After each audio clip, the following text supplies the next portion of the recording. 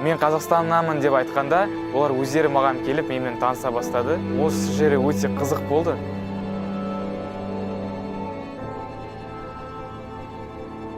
Я очень благодарна, я очень рада, что я приехала живая со своими детьми сюда. Мне здесь понравилось, я здесь начал выставляться. Так получилось, что я уже живу в Америке 25 лет. Началом официальных отношений Казахстана и США можно считать 15 сентября 1991 года, когда государственный секретарь США Джеймс Бейкер посетил Казахстан с двухдневным визитом.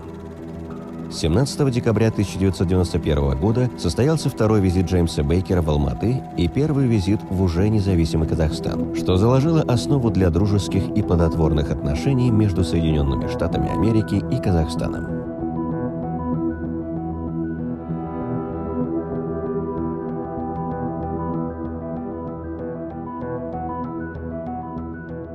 В этом году мы отмечаем 30-летие отношения между нашими странами и тоже 30-летие независимости Казахстана. С первых дней независимости великая держава Соединенных Штатов Америки Джордж Буш-старший прислал телеграмму о признании нашей страны и поздравления. Была проявлена соответствующее внимание со стороны руководства Соединенных Штатов Америки. Приезд Джеймса Бейкера в декабре, плюс парламентская делегация, первых визитов по приглашению руководства страны мы осуществили в Соединенных Штатах Америки. 25 декабря 1991 года Соединенные Штаты Америки официально признали независимость Казахстана, а уже в январе 1992 года США открыли в Алматы свое посольство, которое стало первым иностранным дипломатическим представительством в Казахстане. В мае 1992 года состоялся первый визит казахстанской делегации в США, в ходе которого президенты двух стран подписали соглашение об установлении торговых отношений, договор о поощрении и взаимной защите капиталовложений и меморандум о взаимопонимании между правительствами обеих стран. В ходе встречи руководителей двух стран также обсуждалась дальнейшая судьба ядерного оружия, размещенного на территории Казахстана. Мир разделился. Многие страны хотели, чтобы мы оставили у себя. Наше общество казахстанское тоже разделилось. Они сказали, оставить надо, чтобы с нами считались, с Казахстаном, что мы ядерная держава. Оставьте у себя. Другая категория, почти половина общества, в том числе президент, я как министр иностранных дел, выступали за отказ, за добровольный отказ от ядерного оружия. Стране были необходимы кадры, специализирующиеся на обслуживании ядерных боеприпасов. Следуя взятому обществом курсу на построение дружественного, миролюбивого и толерантного государства, руководство страны приняло одно из важнейших решений в истории независимого Казахстана – отказ от ядерного оружия. Ликвидация ядерного оружия, подписание соответствующих документов, оказание практической помощи по ликвидации сыграло руководство Соединенных Штатов Америки. Мы говорили очень много тогда важности ядерного нераспространения. Это тогда казалось не только оружие, которое Казахстан смело отдал, но тоже эти материалы, которые еще были в Казахстане тогда.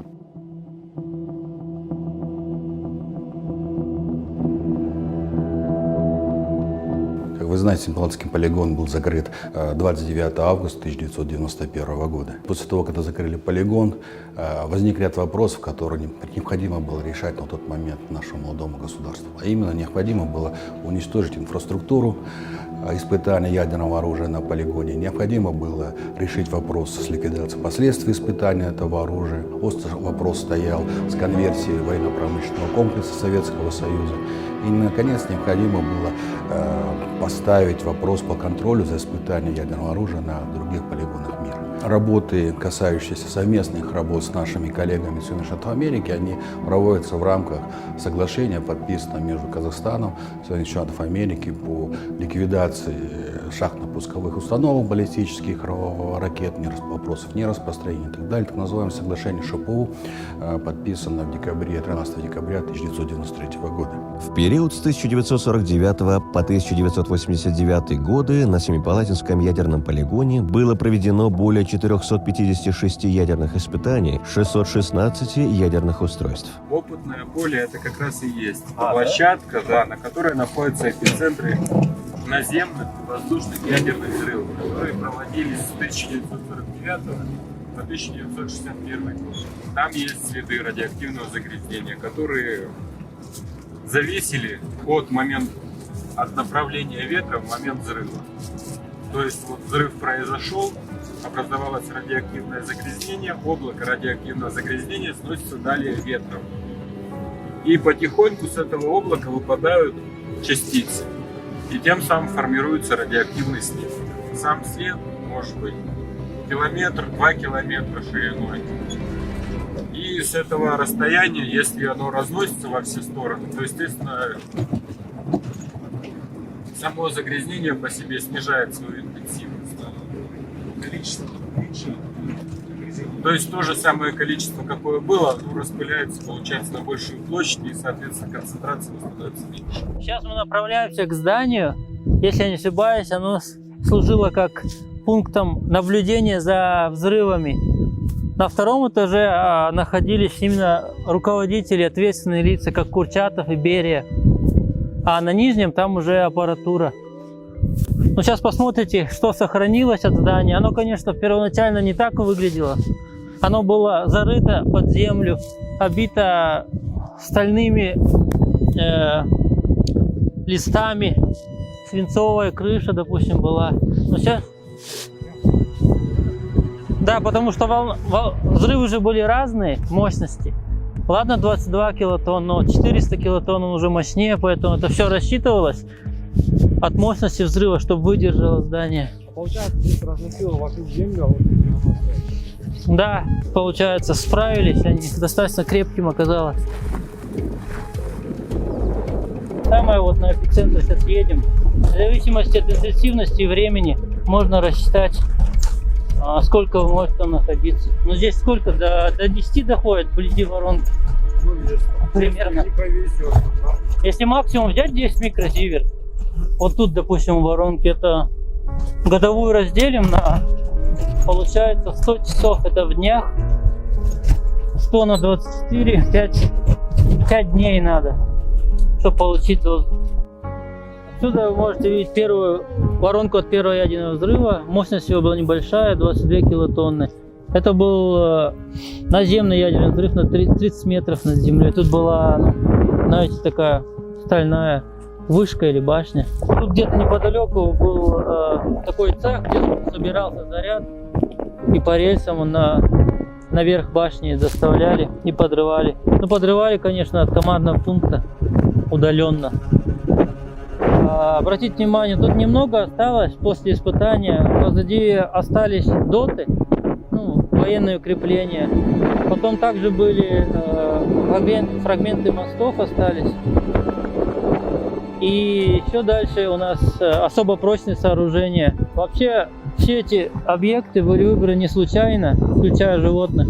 Это была вся инфраструктура города, как если бы взрыв происходил в реальных натурных условиях, так сказать. Несмотря на обширную территорию полигона, проведение ядерных испытаний серьезно отразились на жителях районов, расположенных рядом с полигоном. А более 1 миллиона человек получили радиационное облучение в различном диапазоне доз.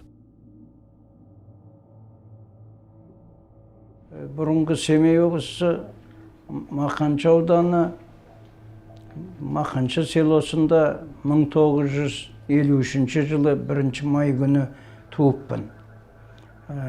О кезде сау, осындай ауырмаған кезім. 56 жылды, 58 жылды 5-6 жасымда аяқ астынан ауырып, осындай мүгедектікке душар болдым. Абралы, Абай ауданы, Куршатов жақта атылып жатыр деп еміс-еміс естейтін бала кезде. Оны мән бермейміз. Мен есімде 60 жылға дейін ауырдық, больницада топ-топ болып жаттық, эпидемия болды ғой. Қасымда балалар да болдық. Ал енді көбі мен білетін сол кезде жатқан дәрігерде, больницада бірге жатқандарымыз жоқ. Бірен-саран бар шығар енді. Мен әйтеу жүрміне. Алланың қуатымен осылай. Если говорить о ликвидации последствий испытаний, то тут мы совместно с нашими партнерами из Соединенных Штатов Америки, это ДИТРА, это также и наши партнеры с российских организаций, научных организаций, мы провели 8 уникальных проектов по ликвидации последствий испытаний ядерного оружия, самый крупный из которых это приведение площадки «Опытное поле» в безопасное состояние с точки зрения нераспространения. Это один из самых масштабных проектов, которые мы реализовали. Закончили мы его в прошлом году, как раз в разгар пандемии. И сегодня это первая площадка в мире, на которой проводились ядерные взрывы, которая приведена в безопасное состояние с точки зрения распространения. Добровольный отказ от ядерного оружия благоприятно отразился на репутации молодой республики на мировой арене, что позволило привлечь в Казахстан международных инвесторов, крупнейшим из которых стала американская компания Chevron. Actually, the field really got its start when Chevron and the Republic of Kazakhstan got together in April of 1993 and formed the Tengiz-Chevroil venture. Now, this was really the vision of President Nursultan Nazarbayev, and he worked very closely with our then chairman and CEO, Ken Dur, to put the structure together that created Tengiz-Chevroil. Now, at the time that contract was executed, President Nazarbayev said it was the contract of the century. Этот контракт явился пионером другим компаниям, которые последовали на Каспийский шельф. Chevron's a global energy company, and we've got operations all over the world. When it comes to Tengiz-Chevroil, this is one of Chevron's affiliates here in Kazakhstan. We have a 50% working interest in Tengiz-Chevroil, and it's been in existence since about 1993. Now, Tengiz-Chevroil is responsible for the development of two fields, the Tengiz field and the adjacent Korolev field.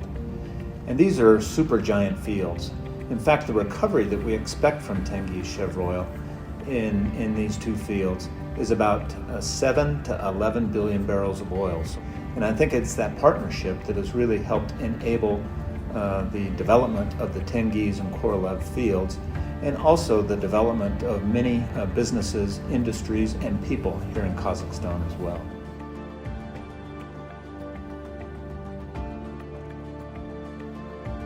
мың 1986 жылы осы мына жерде 120 шақырым жерде Махата районы бар. Сол жерде дүниеге келдім, сол жерде оқыдым. 2003-те аяқтап, 2005 жылы Атырауға келіп оқуға түстім.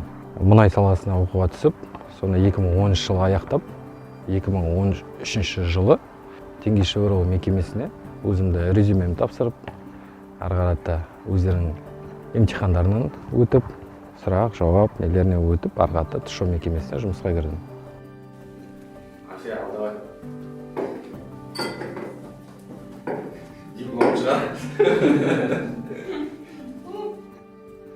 Енді оңай ештеңе жоқ, өндірістің бәрі кішкене қиындау.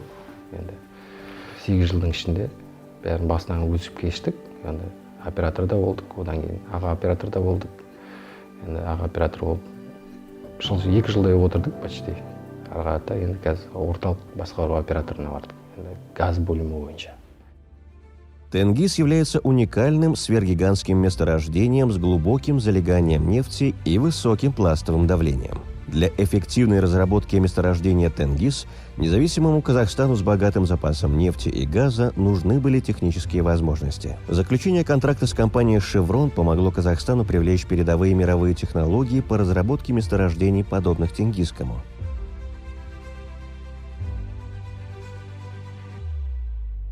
So I think the president's vision to recognize that technical capability needed to be brought to Kazakhstan really provided a great foundation for the development of the Tengiz field.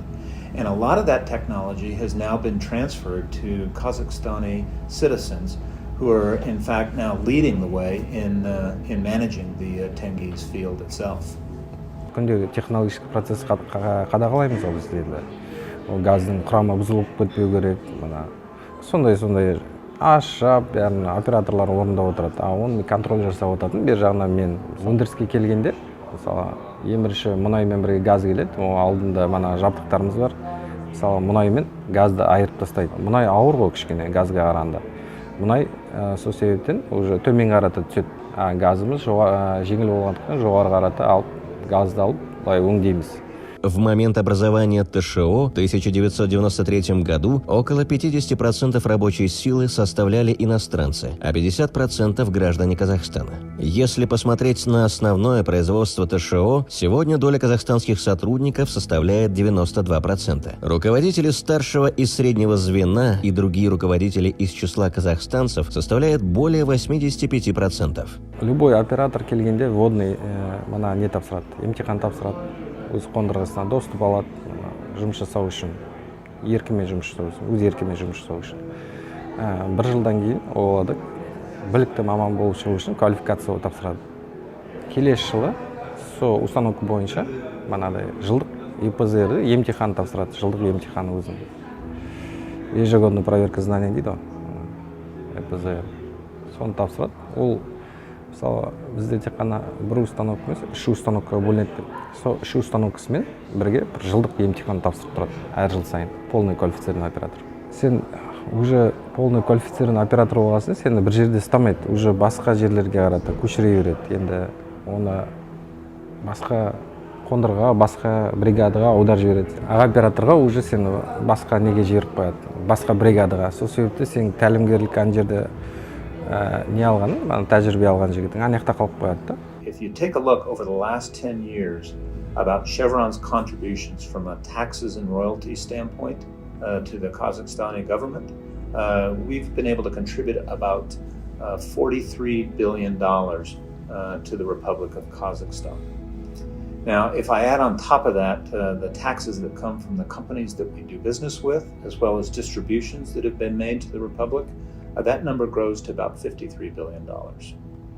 Now, that $43 billion I talked about, just to put it in context, that represents about 15% of the income in Kazakhstan's national budget. So you can see that it's incredibly significant. If I concentrate on just Tengiz Chevroil for a moment, just to illustrate the point a little bit further, I would point to the fact that if I take a look at the contributions that Tengiz Chevroil has made to Kazakhstan through employment, salaries, wages, business with local suppliers, taxes, royalties, fees, tariffs, distributions.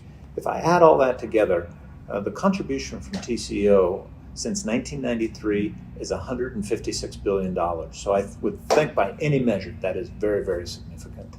Казахстан обладает огромными запасами абсолютно разных видов полезных ископаемых. Вместе с тем, еще одним богатством страны является сама земля Казахстана, на которой люди веками занимались сельским хозяйством. Благодаря внедрению новых инновационных решений, а также выстраиванию системного подхода, животноводство в Казахстане, веками складывавшееся как образ жизни, сегодня же развивается как технологичный бизнес.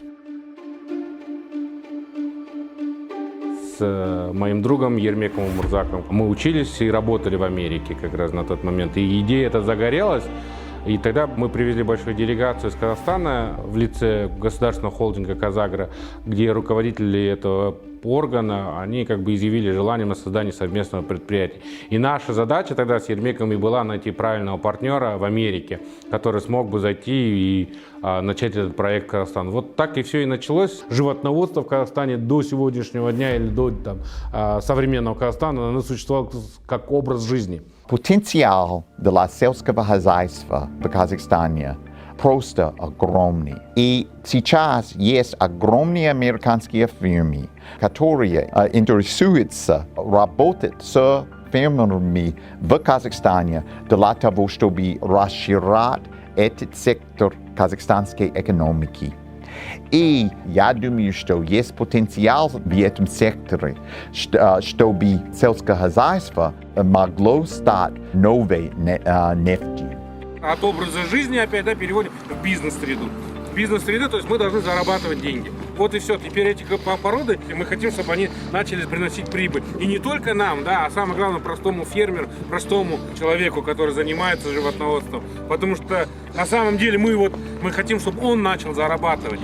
Это очень принципиально важно, когда он начнет зарабатывать, он начнет тратить деньги. Просто чем больше вы начнете зарабатывать, тем больше вы начнете требовать, от того же, я не знаю, Акима, вы попросите хорошие дороги, потому что в большинстве своем будут люди хорошо зарабатывать, они начнут просить себе хорошие школы, потом вы также почему, допустим, к школам у вас будет особое требование к учителям, также требования к медицине. Вы захотите, чтобы у вас была поликлиника и так далее. Но все начинается от того, чтобы люди начали зарабатывать. Мы с гордостью можем сказать, что у нас получилось сделать успешный трансфер технологий.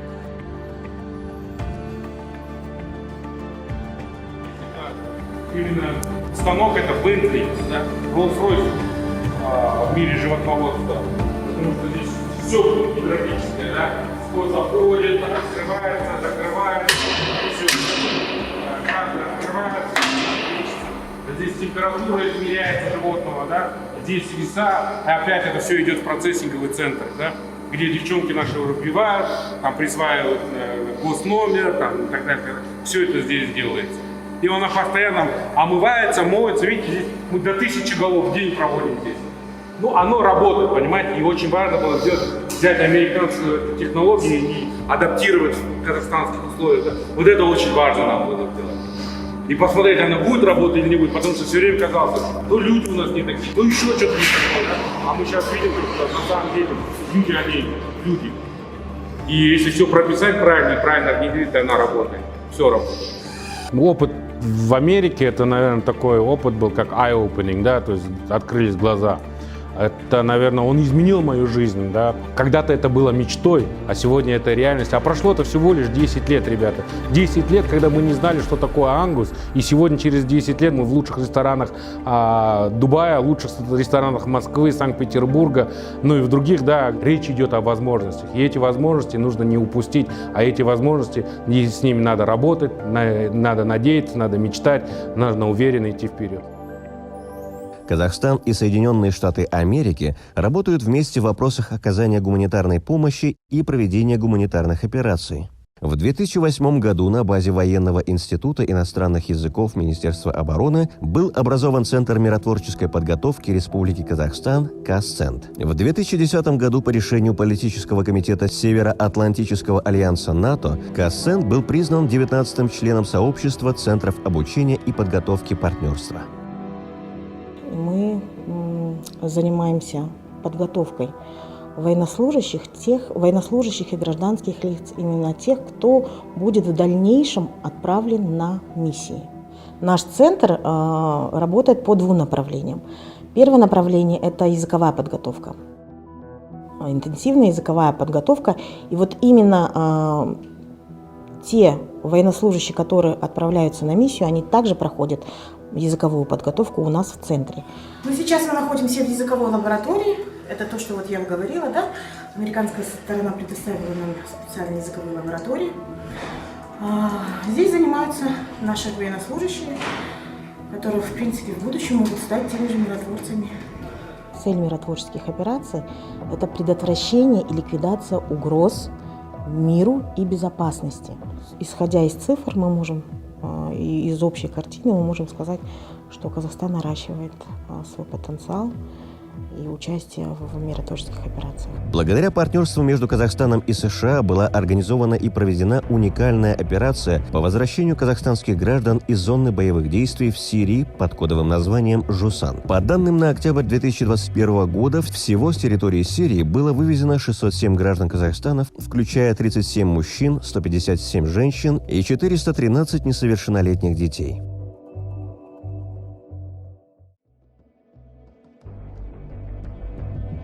Я не знала, что я еду в Сирию. Когда приехала, я не знала, куда я попала. Мой муж первым уехал в Сирию. Он когда мне сказал, что он едет в Турцию, потом спустя 8 месяцев он забрал меня отсюда. И он позвонил, получается, своему двоюродному брату, сказал, чтобы он поехал, купил мне билет. В Турции меня встретили. Получается, я поехала в Анталию, там тоже меня встретили проводники, на машине уже отвезли к мужу. И когда я там увидела уже мужа, я не знала, что сказать. Я была, потому что я не понимала, куда я еду. А потом, после того, как он меня встретил там, я ему сказала, говорю, ты же, говорю, мне сказал, что ты якобы в Турции находишься. Он говорит, я потом с тобой поговорю. А после того, как я на следующий день, получается, я начала с ним разговаривать, я ему сказала, я говорю, я домой хочу поехать. Он говорит, подожди, говорит, время придет, я тебя отправлю. Якобы не торопись, может, тебе здесь понравится. There were different kinds of motivations for different people. Some women were really invested in extremist beliefs, which led them to think that the only place for them was the Islamic State. There are other women who ended up in Syria who didn't have those beliefs, but were just following their husband or their boyfriend, or in some cases were tricked into going there. In no case did they have any mental preparation for the kind of horrible experiences that they endured there. Через некоторое время, в 2017 году, его отец домой пришел и мне сказал, что он погиб в машине. В эту машину, получается, кинули ракету. А потом, когда его отец пришел домой и сказал мне, что муж погиб, через 2-3 дня я ему сказала, я говорю, если, говорю, его нету в живых, отправьте, говорю, меня домой. Он оставил меня, он сказал, если, говорит, ты приехала, то ты, говорит, останешься здесь. Назад, говорит, дороги нету тебе. Потом бомбежка за бомбежкой началась, эвакуация начиналась, нас эвакуировали в другие города. По Гозе, когда мы жили, я, получается, похоронила своего сына там, месячного ребенка похоронила. Я говорю, я сдаюсь в плен, говорю, я выхожу. И когда, получается, мы сдались в плен, ночью, получается, мы приехали к курдам в лагерь. Сразу же в этот момент американцы тоже там были. Они нас там, и, получается, и вот интервью брали у кого-то там, и общались с нами хорошо, и вот снабжали, как говорится, как я ранее сказала, продуктами снабжали. До последнего, например, они были с нами. После того, как началась эвакуация, после того, как казахи начали приезжать, я потом пошла, написала, что я дочь такой-то женщины. Они начали проверять, они сказали, да, действительно. И забрали меня оттуда, в другой лагерь, тоже к курдам. Мы там 3 дня пробыли. Но эти 3 дня казахи каждый день приходили, спрашивали, уточняли, может, еще кто-то там остался. После 3 дней нас привезли в Актау. The women and children who returned to Kazakhstan from Syria have a lot of similarities with those who've returned to other countries. They went through horrible experience of war and displacement and are trying to, rebuild their lives. But I think what's so unique about Kazakhstan is the large scale that this is being done on. No other country has returned so many women and children and invested the way Kazakhstan has in building a program to support them. And what the women say is they feel very welcomed. They feel like they have a place. When they were sitting in the refugee camp in Syria, they felt like they had no future and their country would not take them back. But feeling welcomed was very important and allowed them to believe in themselves and to make changes in themselves so that they could live a normal and peaceful life in Kazakhstan. В Актау к нам приходили и психологи, и теологи работали с нами. И то, что они с нами работали, нам это пошло на пользу. Например, даже проблемы какие-то бывают, я могу спокойно обратиться к психологам, они мне помогут, они мне дадут совет. И до сих пор, например, я поддерживаю связь с ними. Reintegration of mothers means returning them to their homes, training them to take on a new job. It also means helping them to restore their relationships with their families, the families that they came from, working out whatever disagreements or issues they had so that they can live together and support one another. Я вот сейчас заметила, что я начала тянуться к людям, и люди, например, не отдаляются, например, не убегают от меня, не боятся меня. И также к детям, например. Мои дети тоже ходят, например, в школу, они тоже и с учителями, например, и с классом, они находят общий язык. В первую очередь я хочу, чтобы мои дети там отучились, встали на ноги, как говорится, а потом уже думать о дальнейшем, о своем. Для меня сейчас главное, чтобы дети мои там еще больше, например, стали лучшими, достигли своей цели. Я очень благодарна, я очень рада, что я приехала живая со своими детьми сюда. Большое спасибо государству, что именно казахстанскому правительству, что действительно вытащили своих граждан, несмотря ни на что. С начала установления дипломатических отношений Казахстан и США создали условия для укрепления связей между своими гражданами. Жители двух стран, преодолевая огромные расстояния, начали посещать США и Казахстан для учебы, работы, туризма. Мы начали общаться, заводить друзей, а кто-то даже создал семью. Одним из таких союзов стала семья Берика Кульмамирова и Лейлы Элайс. Меня зовут Берик Кульмамиров. Я приехал в Америку в 1998 году. Цель поездки была языковые курсы. Мне здесь понравилось. Я здесь начал выставляться как художник. И поэтому так получилось, что я уже живу в Америке 25 лет, в основном в Нью-Йорке. В данное время я больше как продюсер, нежели чем как художник. Я хотел бы сделать фестиваль казахской песни в Нью-Йорке. My mom is American and my father is from Egypt. And I met Barrick at the Art Coalition, that's 96th Street and Broadway. And I was curating a show and he participated in it, and that's how we met. And so we married like a year later. Well, I went to Kazakhstan like 12 years ago, but he didn't go with me. So the first time I went, every day was a big dinner. It was like a holiday, and so they had the big banquets, and I was not used to it. I couldn't eat everything, but I know one of the traditions is they serve the lamb head to me, and that is a tradition and that is an honor.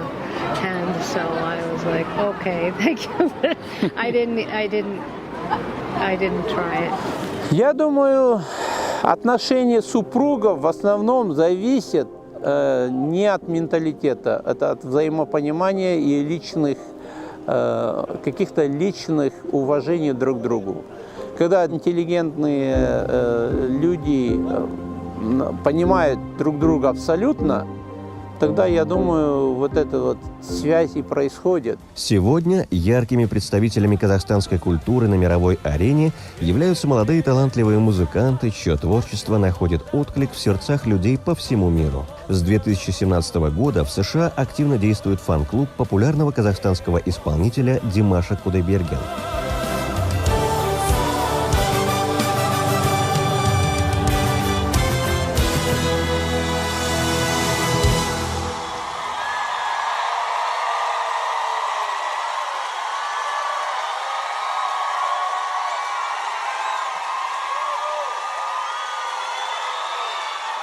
Hi, Hi, my name is Jen. I'm the state leader for the Maryland chapter of the Dimash USA Fan Club. This is Denise and Lynn. It's getting close to 14,000 members for our club, for Dimash USA Fan Club. And we try to help each other, like for the New York Arnau concert, for example. We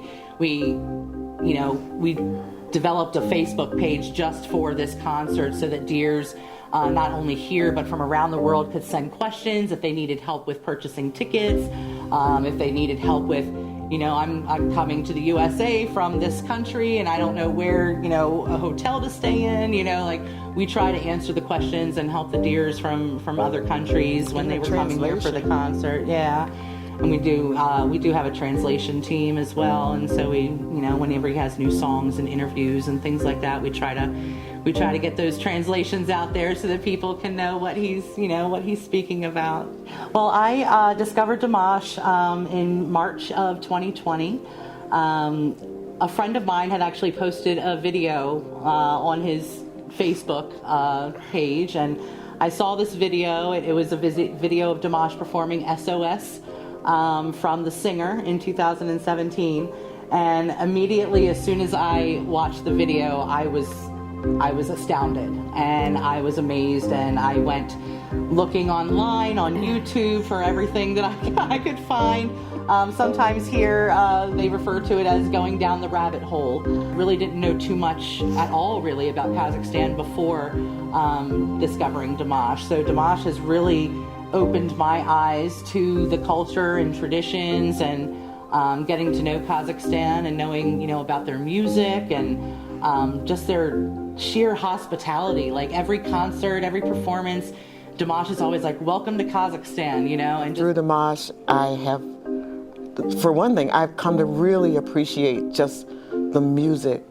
Kazakh music is so beautiful. The instruments are so beautiful. I've looked up videos to see different dances and different things that go on there. And he also has shown the countryside, and Kazakh countryside is so gorgeous. The horses. Absolutely gorgeous, yeah. I want to visit Kazakhstan. I do too. Let's go together. We can. Dimash, we love you in the USA. На сегодняшний день правительством США создан ряд проектов для профессионального и культурного обмена. Многие помнят программу Work and Travel USA, программа, которая предоставляет студентам дневной формы обучения высших учебных заведений возможность непосредственного участия в повседневной американской жизни через путешествия и временную работу на срок до 4 месяцев во время летних каникул, из которых 3 месяца студенты работают и в течение 1 месяца могут путешествовать по Соединенным Штатам. В общей сложности, начиная с 2000 года, более 50 тысяч студентов посетили Соединенные Штаты именно по Work and Travel программе. Данная программа больше для культурного обмена, вообще в принципе, чтобы студенты Казахстана познакомились с культурой американской, чтобы увидели какие-то привычки, может быть, американские, что-то для себя переняли. Очень много студентов, которые побывали в Америке, вернулись и, соответственно, открыли бизнес. Видя, как работает в Америке все это, переняли какие-то либо привычки. Очень много интересных историй, что жизнь людей на самом деле очень кардинально меняется, и мировоззрение меняется. То, что они видят, как это происходит за границей и к чему нужно стремиться, развиваться.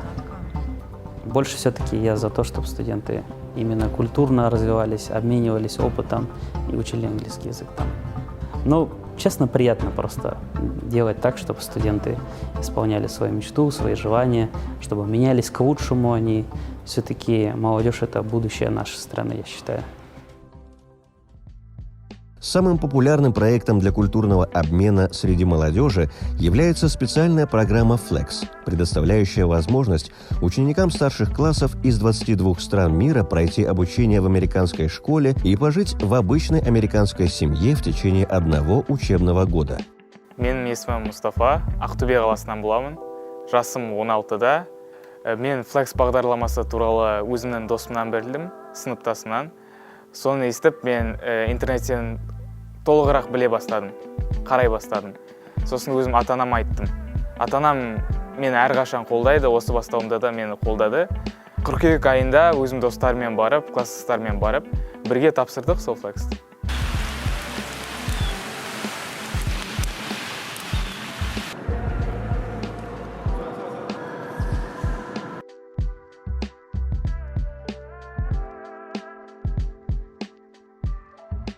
Really what the program is looking for is someone who is open to a new experience, and during this 10-month program to share your culture with your American host family and community and school, and to learn more about the culture that's hosting you. Ол күн менің есімде. Мен орыс тілі сабағында отырғанда маған қоңырау соқты. Алып қарасам белгісіз номер. Телефонды көтерсем, анаяқта дауыс шығып жатыр да. Саламатсыз ба, бұл мистер Адам. Flex бағдарламасынан бұл Мұстафа ма деп. Сол кезде басымда неше түрлі ойлар келді. Қуаныш та болды, ол сезімді айта алмаймын, жеткізе алмаймын сөзбен. Алып сұрағанда маған толықтай бүкілін айтып шықты. Сабақта отырғанда қуаныштан шынын айтсам бақырып жібердім. To prepare students who are selected for the program, Councils conducts a 4-day-long pre-departure orientation, and it covers things like all about the program rules and expectations, the chain of communication to use to solve your challenges. We talk about problem solving, we talk about using communication skills, what to do if you need help. Мен қазір Нью-Йорк штатында, орталық Нью-Йоркта, Фэбиус деген қалада тұрамын. Қала өте кішкентай, соңғы санақ бойынша 300 адамдай тұрады екен. So while they're on program, students aren't just here to have an American dream or go to a US high school like in the movies. They are expected to be ambassadors of their home country, and many students are the first person from their country that their host family has met, or people in their host community. Негізі мен осы америкалық хост семьяма таң қаламын. Өйткені ол кісілердің өзінің үйінде 4 баласы тұрады. 4 баласымен қоса мені және де Қытай Халық Республикасынан тағы бір баланы үйіне кіргізіп отыр. Ол өте керемет менің ойымша. Сонда былай айтқанда олар 6 баланы асырап отыр. Өте керемет, үйде жақсы атмосфера деп айтсам болады. So once you get past a certain amount of kids in your house, it just doesn't matter. It's all the same. What's one more? It's nothing different. Our house is crazy and chaotic, and it just won't change. Being that there's more kids in the house, it just makes it more interesting. We take the kids everywhere that we go, so when we go pumpkin picking or apple picking, the kids go with us. If we go kayaking, the kids go with us. If we go camping, the kids go with us. Негізі осы Flex бағдарламасының жағымды жақтары өте көп. Оларды айта берсем енді кете береді. Бірақ ең үлкені ол басқа мемлекеттің мәдениетімен, дәстүрлерімен танысу. Сол жері ең үлкен деп айта аламын. Ең үлкен жақсы жері, ең үлкен плюсы. My kids learn a lot from them. They sometimes learn different things to cook, and they learn different foods to try, and they share their cultures with the students that stay with us, so they get to try our food as well, and they learn about our customs, whereas Mustafa had never carved a pumpkin before, so he's carved a pumpkin already here, and he had never been kayaking, and he went kayaking with the kids, and that was a lot of fun. Негізі айтқанда, америкалық жасөспірімдер өте ашық. Мен Қазақстаннанмын деп айтқанда, олар өздері маған келіп, менімен таныса бастады. Осы жері өте қызық болды. Қазіргі уақытта көп балдармен таныспын, көп балдармен жақсы қарым-қатынастамын. Mustafa is exactly like my teenagers. They're funny, they're sarcastic, they're silly. They all like to do the same type of things, sports, and whether it's the same sports that we do here or whether it's sports that they do in their country, they like to do the same things. They're typical teenagers. Қазақстан деп айтқанда олар негізі Пакистан сияқты елдерді елестетеді. Бірақ мен оларға өзімнің айпадымнан, өзімнің телефонымнан, ғаламтордан көрсетемін. Қазақстан деген міне осындай мемлекет, осындай астанамыз бар, осындай дамыған мемлекетпіз, жас мемлекетпіз, осындай тілдерді сөйлейміз, осындай жақсы сөздеріміз бар, мақал-мәтелдеріміз бар деп. After Mustafa came, we learned a little bit about Kazakhstan, and it's definitely not as small as we originally thought it was. We thought it was a small country, and it's really not. It surprised me about the differences in our culture versus their culture. Their schools are much more advanced than our schools, and I feel like sometimes the kids coming from other countries especially Kazakhstan, are bored coming here because they're so much more advanced than our schools. оқу қиындығына келетін болсақ, Қазақстанда менің ойымша қиынырақ. Өйткені мен өзім Ақтөбе облыстық физика-математикалық мектеп-интернатында оқыдым. Көптеген олимпиадаларға қатыстым, математика, физикадан көптеген сайыстарға қатыстым. Сол себепті маған шынымды айтсам оңай болды Америкада. Осы жерде ең қиын сабақтар ол AP сабақтар, университет деңгейіндегі сабақтар. Ол қиындатылған сабақтар, оны көп адам ала бермейді. Мысалға, менің сыныбымда менімен қосқанда 3 бала. Бірақ негізі Қазақстанның бағдарламасымен есептегенде маған оңай болды негізі. Өзімнің осы Қазақстандағыдай деңгейдегі сабақтар деп айта аламын. The opportunity to travel and see other states while on program is dependent on the host family's lifestyle and means and plans. Мен Нью-Йорк штатында тұрғасын, мен әрине Нью-Йорк қаласына барғым келеді. Және де екінші орында мен үшін ол Ниагара сарқырамасы. Сол сарқыраманы көргім келеді, өйткені ол әлемде ең үлкен, ең ұзын сарқырамалардың бірі. Және де мен мұхитты көргім келеді. Әрине менің жасымда әр баланың арманы ол мұхитты көру шығар. Калифорния штатына барып, Малибу бичқа барып, сол жерде серуендеген мен үшін кішкентай арманым. We're going to go visit Niagara Falls, and then we're going to go to New York City. So we have a few smaller trips planned, and he did want to go look at some colleges while he was here, so we'll probably take some college visits. We'll do fun trips.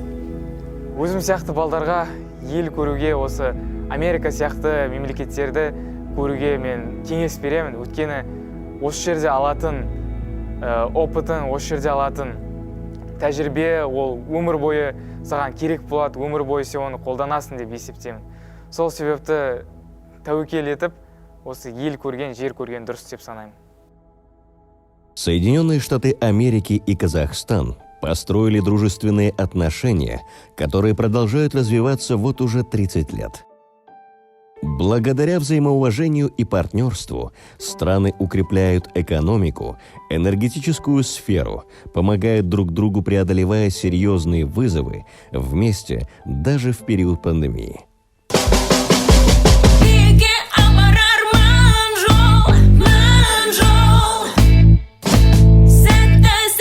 Граждане Казахстана теперь могут получить визу в Соединенные Штаты Америки сроком на 10 лет.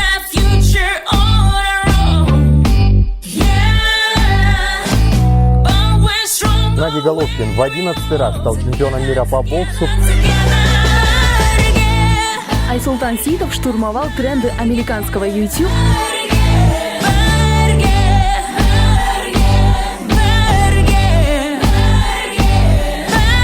Сольный концерт Димаша Кудайбергена в Нью-Йорке собрал зрителей из 60 стран планеты. Самая престижная музыкальная премия впервые отправилась к нам в Казахстан. Danelia. And where are you from? I'm from Kazakhstan. Wow! Сейчас новый вызов – США. Голос Данелии и там не остался незамеченным. Выступление казахстанки довело жюри до слез. Впервые в истории отечественного спорта казахстанец Шавкат Рахмонов подписал контракт с UFC. And still undefeated, Shavkat Nurmagomedov.